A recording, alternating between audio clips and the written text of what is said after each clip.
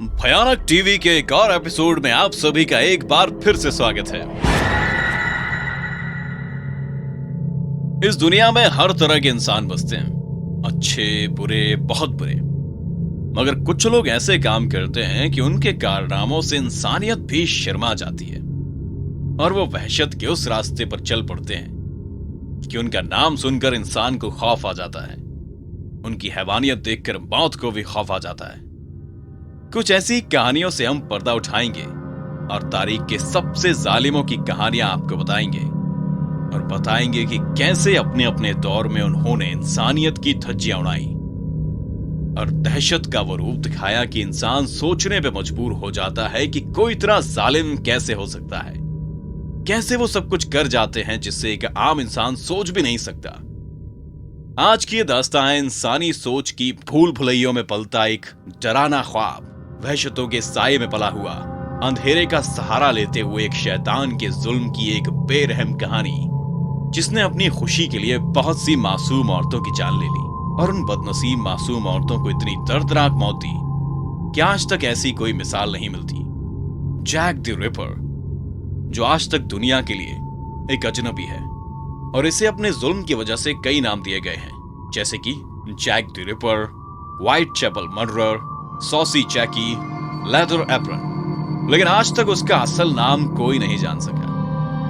London 1882 AD. 19वीं सदी के दरमियान सालों में दुनिया के मुख्तलिफ मुल्कों से लोग लंदन आना शुरू हुए और एक बहुत बड़ी तादाद लंदन के ईस्ट डिस्ट्रिक्ट में रहने लगी। उन लोगों के दरमियान आया एक शातिर दरिंदा जो लगता बिल्कुल मेरी और आपकी तरह था, लेकिन उसने लोगों के दिलों में खौफ पैदा कर दिया। वहां रहने वाला कोई भी आदमी उससे अपने आप को महफूज नहीं समझ सकता था। उसने हैवानियत की वो दास्तां लिखी जिसका आज तक कोई खुलासा नहीं कर सका। ऐसे ही एक दरिंदे की कहानी आज हम आपको बताएंगे जिसने वहशत की सारी हदें पार कर दी। Jack the Ripper. अक्टूबर 1888 की एक सुबह London Whitechapel vigilance committee के प्रेसिडेंट जॉर्ज लस्क को लंदन में एक दावा मिला जिस पर लिखा था, टू जॉर्ज लस्क। डेबी पर मौजूद सुर्ख पंजे के निशान देखकर जॉर्ज लस्क ने बेसब्री से दावा खोला और उसकी नजर दावे में मौजूद पीले कागज पर पड़ी। लस्क ने वो कागज उठाया तो एक इंसानी गुर्दा उसकी दोनों रानों के दरमियान कुर्सी पर आ गिरा। जॉर्ज ने कांपते हाथ से गुर्दे को उठाया और टेबल पर रखा और खत को खोलकर अपने चश्मों के नजदीक पढ़ने की गर्ज से लाया और खत पढ़ने लगा। From hell, mister Lusk, sir, I send you half the kidney. I took from one woman, preservated it for you. To their pieces I fried and ate it. It was very nice.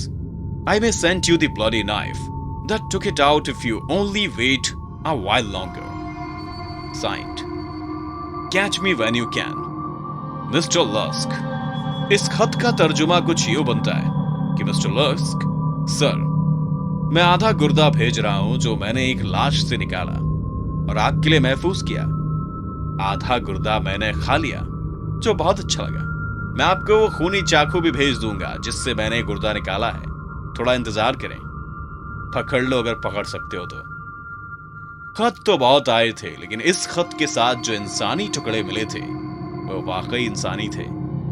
खत पढ़ते ही John को अंदाजा हो चुका था कि London किस अजाब में फंस चुका है, क्योंकि इस वहशी कातिल का ना तो कोई खाका था और ना कोई सबूत और ना ही कोई पता था। तो सिर्फ उसके पास एक खत और खत के आखिर में JTR लिखा था और जॉर्ज लस्क जान चुका था कि इन 3 लफ्जों के पीछे खौफ की गंगा बहती थी जिसमें अच्छे भले बहादुर शख्स की बहादुरी भी बह जाती थी।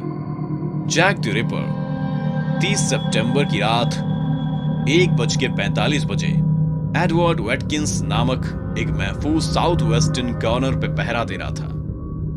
सर्दी से बचने के लिए वो थोड़ी देर के लिए बाकी पहरेदारों के साथ चाय पीने बैठा और 15 मिनट बाद वापस आया तो उसे एक लाश मिली और वो लाश देखकर उसकी रूह कांप गई। उसे इतनी दरंदगी से मारा गया था कि उसका चेहरा पहचानना मुश्किल हो रहा था। हर तरफ खून ही खून था। उसकी गर्दन कटी हुई थी और पेट खुला हुआ था उसकी आंतें निकाल दी गई थी और उसके कान तक काट दिए गए थे। कैथरीन एडोज उस दरिंदे के कई शिकारों में से एक थे और गुर्दे गायब थे। और अगले दिन उसी के गुर्दे उस जहन्नुमी खत के साथ जॉर्ज लस को भेज दिए गए। 15 मिनट में ऐसा कत्ल, और वो भी इतनी बेदर्दी से कि उसकी लाश पहचानने में नहीं आ रही थी। हाजरीन, तारीख के सफ़ों पर खौफ की चुनौतियां रेंगने वाला ये नाम लंदन की गलियों में आज भी खूबसूरत चलती लड़कियों के जिस्मों में दहशत की बिजलियां कड़काता है। 1888 में लंदन के अखबारों की जीनत जो हेडलाइन बनी थी वो थी जैक द रिपर, जो अपने तर्ज का पहला कातिल था, जो इंसानी जिस्म की एनाटॉमी से बखूबी वाकिफ था। वो जानता था कि किस नस को काटूंगा तो मेरा शिकार कितनी देर में मरेगा। कत्ल, मगर इंतहाई तज़हीक़ ख़मीज़ कत्ल करने वाला ये कातिल अपने शिकार के जिस्म के पेट के औज़ा को लाश के पास ढेर करके रख देता था। जैक इंतहाई जालिम होने के साथ साथ बेवकूफी की बारीकियों तक ज़हीन भी था। उसने 4 ऐसी औरतों का कत्ल 1 माइल के रेडियस में किया था। वो अपना शिकार इतनी दरिंदगी से करता था कि जिस्म से सिर्फ स्किन से अटका होना था और जिस्म से खाल उधेड़ के रख देता था। गुर्दे लाश के पास पड़े हुए चर्बी की तह पतों से तलकती हो गए कातिल एक कातिल से ज्यादा सर्जन था, जिसका मकसद शायद कत्ल करना नहीं बल्कि चीर फाड़ करना था। मगर मौत का फरिश्ता बिन बुलाए मेहमान की तरह उसके सब्जेक्ट्स की रूह लेकर फरार हो जाता था। अंतड़ियां निकालकर उससे अपने नाम लिखता था। यह मंजर कोई इंसान ना देख सकता है और ना ही सोच सकता है। जैक द रिपर कौन था, कैसा था, क्यों था, इसका जवाब आज तक कोई नहीं दे पाया सिवाय खुद जैक के। आज जैक खौफ और दहशत का निशान बन चुका है, जिसका नाम आज 130 बरस बाद डर से लिया जाता है। जैक द रिपर ने पहला कत्ल मैरी एन निकोलस का किया था। पहले से एक तवाइफ थी जो उसकी लाश सड़क पर पड़ी हुई थी, जिसे राह चलते हुए चार्ल्स क्रॉस ने देखा था और लोकल पुलिस को इत्तला दी थी। इसी तरह एनी चैपमैन, मैरी जेन कैली और एलिजाबेथ स्ट्राइड का कत्ल भी इतनी बेदर्दी के साथ किया गया था। पूरे लंदन के लिए जैक द रिपर एक सवालिया निशान था। व्हाइट चैपल में काफी योद्धाओं पर इल्जाम लगाया गया कि वो जैक द रिपर हैं और कुछ को गिरफ्तार भी किया गया, लेकिन जैक एक सवाल बनकर रह गया। लापता, नाम से मशहूर मगर चेहरे से अनजान। मौत के इस ख्याल को 2 सदियां गुजर चुकी हैं। उस बस्ती को हटा दिया गया है, लेकिन जैक द रिपर का नाम आज भी एक अनदेखे खौफ की तरह लोग याद करते हैं। आज भी टूर गाइड आपको उस भयानक खेल की दास्तानें सुनाते हैं और सुनाते रहेंगे। ये थी हमारी आज की वीडियो और जैक द रिपर की कहानी। उम्मीद करते हैं आपको हमारी कहानी और आज की वीडियो बहुत पसंद आई होगी। अगर आपको ऐसी कहानियां रोजाना सुननी है और चाहिए तो हमारी हौसला अफजाई कीजिए, इस वीडियो को लाइक कीजिए, अपने दोस्तों के साथ शेयर कीजिए और कमेंट सेक्शन में हमें बताइए कि आपको हमारी वीडियो कैसी लगी। और हाँ, चैनल को सब्सक्राइब करना ना भूलिए।